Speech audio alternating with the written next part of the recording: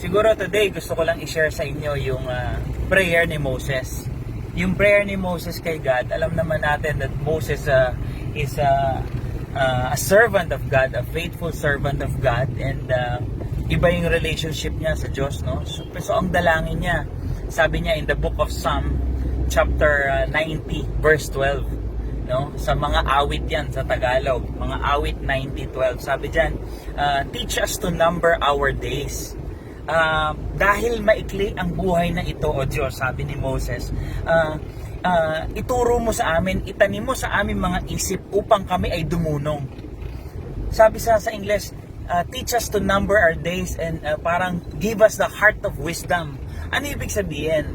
Yung relationship po ni Moses na very very close siya kay God, gusto niya pa rin matuto na i-prioritize ang kanyang buhay. Dalangin niya pa rin sa Diyos na sana ganun din tayo na ipamukha sa atin ng Diyos at maunawaan natin ang araw-araw ay mabilis. Ang buhay ay mabilis. Kaya sabi niya, ituro niyo sa amin bilangin ang araw. Itanim niyo po sa puso namin upang kami dumunong. Ano ibig sabihin?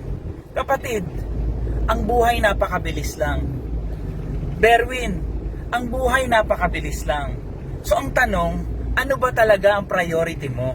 So, I think ganun din kay Moses, di ba? Parang sinasabi niya na, Lord, ayoko maligaw, ayoko mamali ng desisyon. Lord, ayoko mag-focus dito.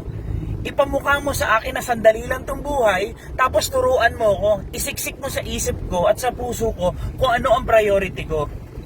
So, ikaw kapatid, ako, isipin ko, corny doggy ba priority ko? Paano kung may taning na ako, kung mamamatay na ako bukas? Paano kung may taning ka na at hanggang next week ka na lang? Ano ba una mong gagawin? Pag-isipan mo, maghahanap buhay ka pa ba ngayon? Iinit pa ba yung ulo mo sa mga sakit ng ulo o stress sa problema natin ngayon? Kung bukas, kukunin na tayo ni Lord, o last 2 minutes ng buhay natin, tatawagin mo pa ba? Mapi-PM mo pa ba yung kandidato mong presidente o si mayor? Yung mga huling hininga natin?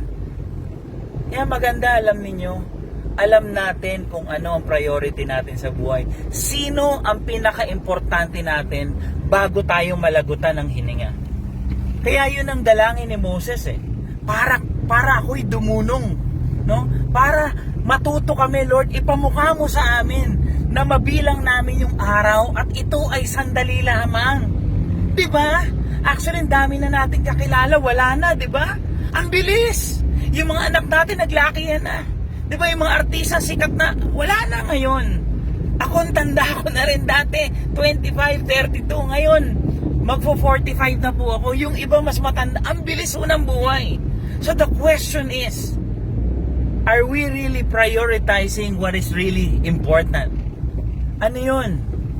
Sa huling linggo ng ating buhay, sa huling araw ng iyong buhay, kanino mo i-google ang oras mo? Kapatid, kung ako tinatanong mo, hindi sa pera. Kapatid, kung ako tinatanong mo, hindi sa corny doggy.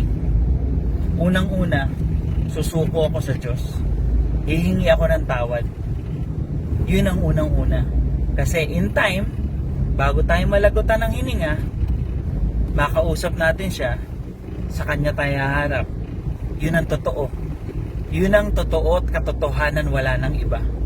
Sa huling hininga mo, hindi mo tatawagin yung idol mo, yung paborito mong presidente ngayon, wala. Hindi. Kay Lord ka susuko. Kaya importante alam natin kung ano ang priority natin. Kaya yun ang dalangin ni Moses. Ituro mo sa amin na maiksi lang tong buhay na ito.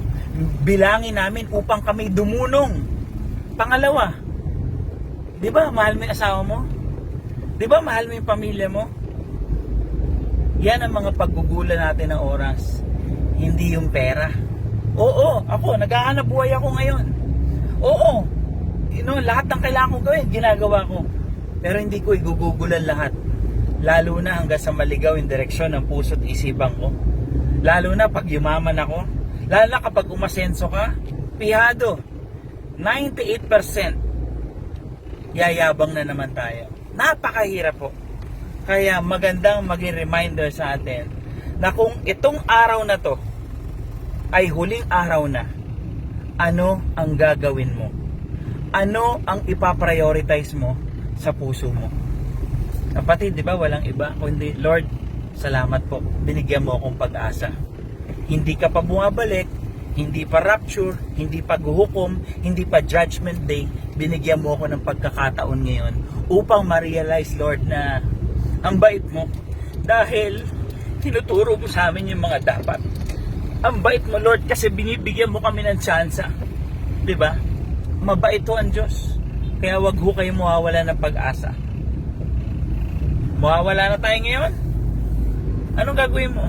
Gahanap buhay ka pa ba? Hindi na, di ba? Yakapin mo yung anak mo. Tatawagan mo siya. Anak, kamusta ka na?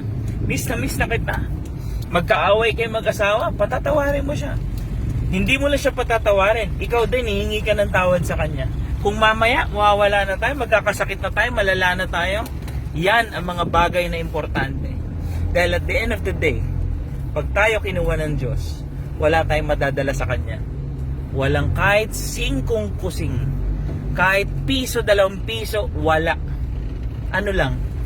Puso natin, kaluluwa natin. God bless everyone.